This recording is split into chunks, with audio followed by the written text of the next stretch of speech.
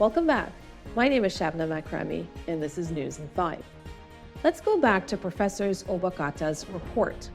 In his report, he has conducted a mission on various countries, highlighting issues related to modern slavery and human rights. Notably, his work has involved in-depth examinations in countries including United Kingdom, Sri Lanka, Brazil, Uzbekistan, Qatar, Ecuador, Mexico, just to name a few. If we look at this report, you can see a common trend.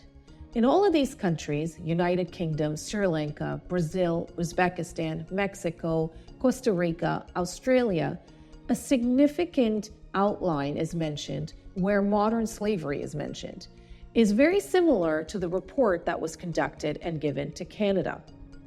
Each of these reports examined the structural and systemic issues contributing to contemporary forms of slavery, providing recommendations for reform and improvements in labor right protections. Professor Obokata works consistently advocates for stronger international cooperation and policy changes to address these global challenges. Most of his reports tend to highlight systemic issues that need addressing rather than giving outright positive assessment. His reports aim to uncover and address the ongoing issues of modern slavery, often emphasizing areas of improvement rather than success stories. UN Special Rapporteurs are independent expert appointed by the United Nations to examine and report the specific human rights issues or the human rights situation in a specific country. Their role is crucial in monitoring and reporting and advising on human rights issues globally. So therefore, it can be said that the role of a UN Special Rapporteur, such as Professor Obokata, is primarily to examine and report on specific human rights issues or the human rights situation in a specific country. This role is inherently focused on identifying problems, as the mandate is to highlight areas where human rights are not being fully upheld and to make recommendations and changes as well as improvements, which means the focus is on the problems. The mandate of Special Rapporteur is designed to identify and investigate human rights violations. This means that the focus is on areas of concern rather than on what is working well. And as a result, the report tends to highlight failures, abuses, and shortcomings, which can create an impression that the situation is worse than it might be if the positive aspects were also addressed. It's not a balanced assessment. The role does not typically include a comprehensive assessment of the proportion of systems or policies that are functioning well versus those that are not. And by not addressing what is working, there is a risk that the recommendation made could inadvertently disrupt effective systems or policies if they are implemented without a full understanding of their impact. If recommendations are made without a full appreciation of what already works, there could be unintended consequences. For example, changes that address specific human rights issues might inadvertently weaken other aspects of the system that were functioning very well, potentially leading to new issues or inefficiencies. Because the role is to find and report on human rights violations, there will always be issues identified.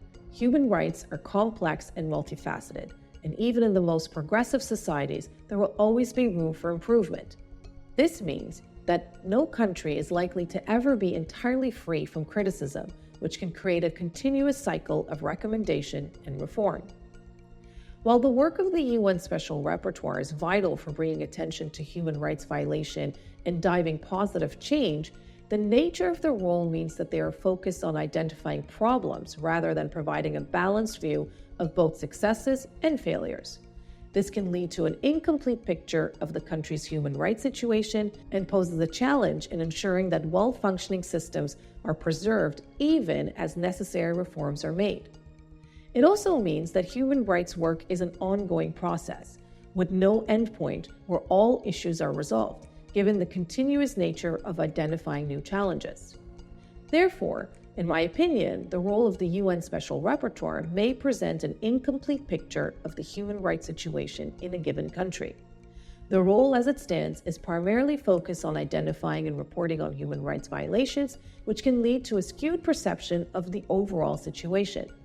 This focus is on problems without comprehensive analysis of what is working can result in a lack of clarity about the actual state of the human rights in a country. So here are my recommendations. Let's have a holistic approach. It is recommended that the role of a UN Special Rapporteur be amended to include a more balanced assessment of both positive and negative aspects of human rights practices in the country they visit. This would involve not only highlighting areas of concern, but also acknowledging systems and policies that are effective. Such an approach would provide a more accurate and nuanced understanding of the human rights landscape. Quantitative analysis, for example. Reports should include a scientific and statistical examination of the systems in place, detailing the percentage of policies and practices that are functioning versus those that are not. This would give a policymaker and the public a clear understanding of an effectiveness of existing frameworks and where improvements are needed. What about extended evaluation periods? My concern is that a special rapporteur's assessment is based on a short, typical 2-week visit, which is not significant enough. A 2-week visit may not be sufficient to fully understand the complexities of a country's human rights situation. Extending the evaluation period or incorporating an ongoing assessment can lead to a more thorough and accurate reporting. Given the limited time frame of their visit, typically around 2 weeks, special rapporteurs may not have the opportunity to fully grasp the intricacies of the issues they're investigating.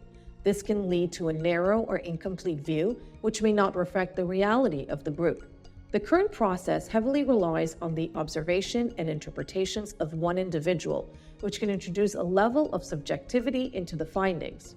Without a balanced examination, the reports may be overemphasizing certain issues while neglecting others, resulting once again in a skewed understanding of the situation. By focusing only on what doesn't work, there is a risk that recommendations may inadvertently disrupt systems that are functioning very well. So therefore, a more balanced approach would ensure that any changes made do not undermine effective practices. Reforming the role of a UN Special Rapporteur to include a more holistic and scientifically grounded approach would provide a more accurate and balanced view of human rights situation in different countries. This would not only improve the quality of the report, but also will ensure that the recommendations are made with a full understanding of the potential impacts on existing systems. It is crucial to consider the overall effectiveness of human rights practices, rather than focusing solely on what needs to be fixed. Thank you again for watching News at 5. My name is Shabna Makrami. Until next time.